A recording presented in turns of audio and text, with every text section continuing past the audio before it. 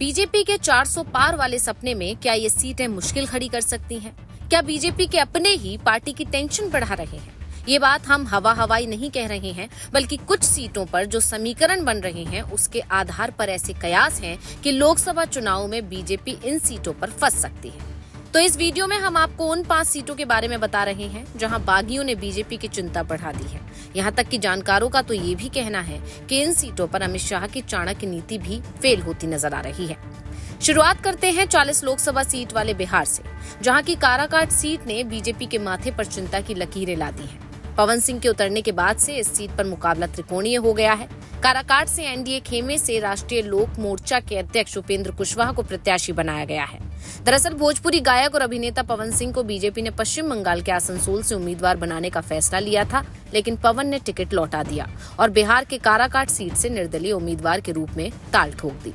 और अब पवन सिंह की बढ़ती लोकप्रियता एनडीए की मुश्किल बढ़ा रही है।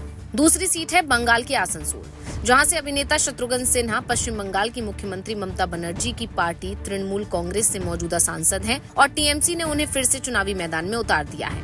वहीं बीजेपी ने एसएस आलूवालिया को अपना प्रत्याशी बनाया है। शत्रुघ्न सिन्हा ने ही इस सीट पर बीजेपी की चिंता बढ़ा रखी है। पहली बात तो ये कि वो मौजूदा सांसद हैं और दूसरा ये कि सिन्हा कभी बीजेपी नेता भी हुआ करते थे। बाद में उन्होंने कांग्रेस का दामन थामा और फिर टीएमसी में शामिल हो गए। इसी कड़ी में आगे बढ़ते हैं और बात करते हैं एक और लोकसभा सीट की, जो 80 लोकसभा सीट वाले देश के सबसे बड़े सूबे उत्तर प्रदेश की सीट है, जिसका नाम है फतेहपुर सीकरी। यहाँ भी बीजेपी के अपनों ने ही पार्टी की नींद उड़ा रखी है। दरअसल इस सीट पर भाजपा ने राजकुमार चाहर को मैदान में उतारा है, लेकिन उनके खिलाफ मैदान में पार्टी के विधायक चौधरी बाबूलाल के बेटे रामेश्वर ने ही निर्दलीय उम्मीदवार के तौर पर ताल ठोक दी है।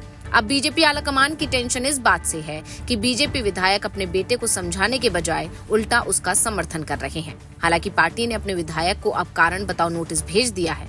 अब उसका जवाब क्या आएगा ये तो पता चलेगा। फिलहाल पार्टी के अंदर ही फूट पड़ने से बीजेपी की ये सीट फंस सकती है। अब बढ़ते हैं चौथी सीट की तरफ, जो है राजस्थान की बाड़मेर जैसलमेर लोकसभा सीट। इस सीट से निर्दलीय उम्मीदवार रविंद्र भाटी ने बीजेपी खेमे में खलबली मचा दी है। बीजेपी ने इस सीट से केंद्र की नरेंद्र मोदी सरकार में मंत्री कैलाश चौधरी को टिकट दिया है, जो इस सीट से सांसद भी हैं। लेकिन भाटी के मैदान में उतरने से यहाँ भी मुकाबला त्रिकोणीय हो गया है। खासकर रविंद्र भाटी से बीजेपी टेंशन में है, क्योंकि भाटी ने अपनी राजनीति की शुरुआत एबीवीपी से ही की थी। इसके बाद वो बीजेपी में शामिल हो गए और राजस्थान विधानसभा के दौरान इन्होंने टिकट मांगा तो पार्टी ने नहीं दिया। इससे नाराज होकर भाटी ने पार्टी छोड़ दी और विधानसभा चुनाव में निर्दलीय उतर गए और जीत हासिल की। अब लोकसभा चुनाव में उतरकर भाटी संसद में पहुंचने का सपना देख रहे हैं, जिससे बीजेपी टेंशन में है। अब आखिर में बात करते हैं देश की राजधानी दिल्ली की उत्तर पश्चिमी लोकसभा सीट की, जो बीजेपी के लिए चुनौती बन गई है। बता दें कि पिछले 2 लोकसभा चुनावों में दिल्ली की सभी 7 सीटों पर क्लीन स्वीप करने वाली बीजेपी का मंसूबा इस बार पूरा होता नहीं दिख रहा है। उत्तर पश्चिम दिल्ली में बीजेपी को इंडिया गठबंधन के प्रत्याशी से कड़ी टक्कर मिलने वाली है।